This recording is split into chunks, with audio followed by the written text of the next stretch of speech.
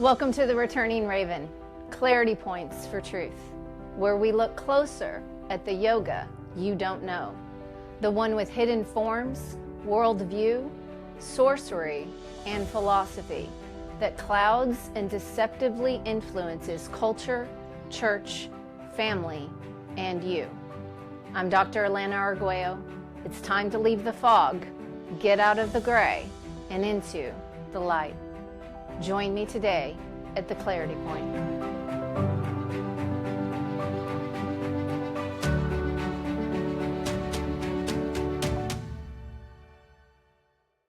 Hello, welcome to the Returning Raven, Clarity Points for Truth. I'm your host, Dr. Elena Arguello. I'm really excited to share posture, or chapter 20, titled The God of Death and His Chariot, from my book Unearthing Yoga's Ancient Roots, Exposing Sorcery and its Transcultural Reach, available on Amazon. Previously, we discussed gods and chariots, as well as considered how words matter and what yoga has meant historically. Its use and application in cultures and sacred texts reveals its consistent theme of a false gospel that is in direct rebellion to the true gospel. And we looked at how it connects to meaning and application in the various forms of yoga that are practiced today, with some consideration into how its philosophy is impacting hearts and minds, even on those that don't practice one of its many forms. You may have been surprised by the meaning and application of yoga in episode 16, Predatory Witches. Now we are going to really focus in on the meaning of yoga's hitched up to chariots and draft animals, yoke to yoga, how its ancient meaning developed and is reflected in the system of yoga you understand today. Buddhists and Jains engaged in forms of what we call yoga well before it officially became a term for the systematic yoga we understand today. But even the term yoga began to appear with increasing frequency between 300 BC and 400 AD. However, the earliest use of the term yoga is found in the Vedas near 1500 BC. In the more ancient usage, it was closely linked to the word that meant to step or stride within a context of to mount an assault or advance in a rush or charge in wartime. One sacred text applies yoga as the yoking devices and equipment for a war chariot, like animals, horses, or bullocks, and harnesses. Indologist and yoga scholarship demonstrates a link between yoking to a draft animal and a sort of vision quest of the mind towards some transcendent object. In other words, it was meant for an external journey of a warrior in war, or someone that went on an internal journey. Historically, chariots hitched to draft animals for war originated in ancient Mesopotamia around 3000 BC. This leads to the possibility that the forerunners of the sacred writings of the Vedas had contact with that region between 2000 and 1500 BC, if not earlier. Yogis could be wanderers or warriors. The warrior yogi aimed for and willed his death to earn a place with the gods. In a sort of mirroring of these warrior yogis, the Vedic priests, who were ritual specialists, would practice internal visualization of themselves on their chariots going back and forth on a journey of ascent and descent to pierce the disk of the sun. So the pagan priest of yoga tried to reach the same goal as the warriors out on a journey of war via exercises of imagination within. Instead of real-life war, the struggle could be played out through internal exercises, coupled with maybe some external exercises of their body, but all in a controlled space where they're controlling their mind and willing life. Later, in a sacred text around 200 to 400 AD, the warrior would be described as yoked or hitched to yoga, as a divine chariot would carry him through the sun to heaven where the heroes and gods resided. Again, the Vedic priest would eventually visualize and meditate to be these warriors on war chariots, yogas, as an internal journey, an imaginative means to link the mythic divine to themselves. Eventually, yoga would get linked with the opposite of war, a word meaning peace, to signify yoga as both war and peace. While the two terms always stood in opposition, they represented the ritual process of yoga.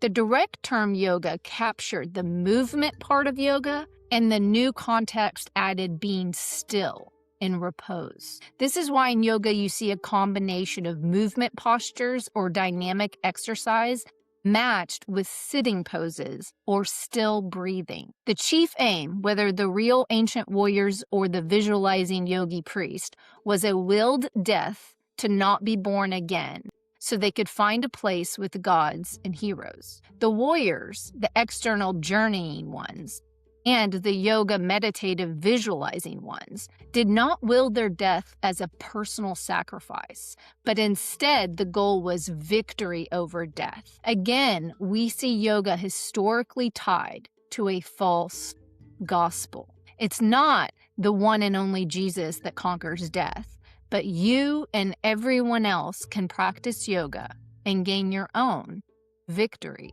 over death. A text dating to the 3rd century BC records the systematic account of yoga given by the god of death to a young ascetic. Within this account, the god of death used the rider and the chariot to describe the self, body, mind. We may compare this thought with Plato's chariot allegory, which he uses to describe the soul-body dualism issue. To be able to get to the afterlife or the world of heaven, soma sacrifice. Soma is an important word that we will address later. For now, see if you notice or hear that word in the culture today. So the yogi, to get to the afterlife, the yogi must ritualistically travel past the sun on a chariot daily in a sacrificial program meant to be difficult. You are to struggle in the practice to ascend and descend daily till you conquer death and are free from this elusive world.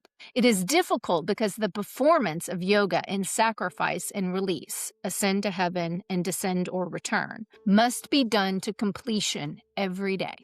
And the text informs us that the other gods are pleased and satisfied when you do the work of sacrifice of yoga for yourself. They are pleased when you work for your salvation.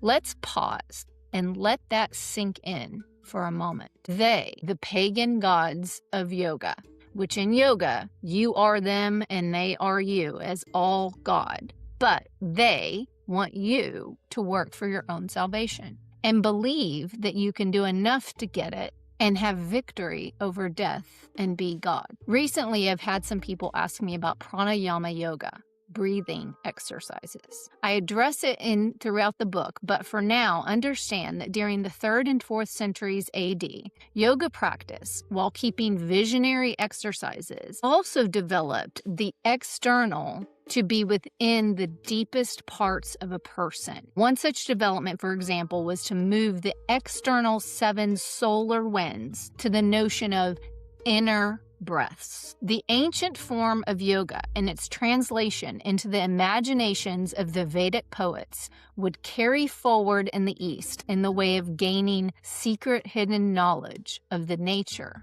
of the true self. During the time of the first 1,000 years after Christ, yoga techniques became a means for projecting the mind into higher worlds and into higher states of consciousness. Interestingly, Hindu and Buddhist cultures witnessed this phenomenon simultaneously. This practice would set the stage for the development of yoga physiology and the little self and higher self within. And spells or formulas, mantras, would get laced into the program or system as well. Now, I briefly mentioned Plato earlier. As we move forward, you'll be given many details regarding the migration of Eastern thoughts and practices. But for now, simply understand that Greece and the East were already in exchange with Alexander the Great and others during this time frame. What does that mean for you if you're a Christian? It's important for you to understand that there was an exchange of information, systems, and worship practices of East and West before and during the New Testament times. In other words, Eastern yoga, even in a systematic form, is before, during, and after the earthly incarnation and ministry of Jesus Christ. And the East was already in trade and bringing in its specific pagan influence to the region of the disciples, apostles, and early church. Now that you know this of history and trade, and again, you'll learn more specifics later as I give you details on the subject, I pray when you read your New Testament authentically and in historical context, when you read Paul and Peter, you'll have eyes to see and ears to hear. When maybe loved ones or professing Christians try to tell you yoga's not warned about in the Bible, when you take the word as truth in a historical document and understand how cultural anthropology has been illuminated by archaeology, then you now get that they just cannot intelligently or rightly make that claim. But what will prove even more that this is trench warfare, that there's some serious deception happening with yoga, is that too often, when presented with facts and truth, those, even Christians, caught in the spell and ensnared by yoga, will still kick against the goads, will still push back, sometimes in anger or mockery. They will dig their heels in, ground themselves, that no, that's not what yoga means for me. That's not what it is today. It's time to wake up, church. Double, double, toil and trouble, fire burn, and cauldron bubble. What cunning craft is this thing called yoga? Church, please choose this day whom you will serve and get the pagan worship out. Thank you for joining me today on The Returning Raven. I'm your host, Dr. Alana Arguello. I'll see you at the next Clarity Point for Truth. Thank you for joining me today on The Returning Raven. I'm Dr. Alana Arguello. For a closer look again at truth, I'll see you at the next Clarity Point.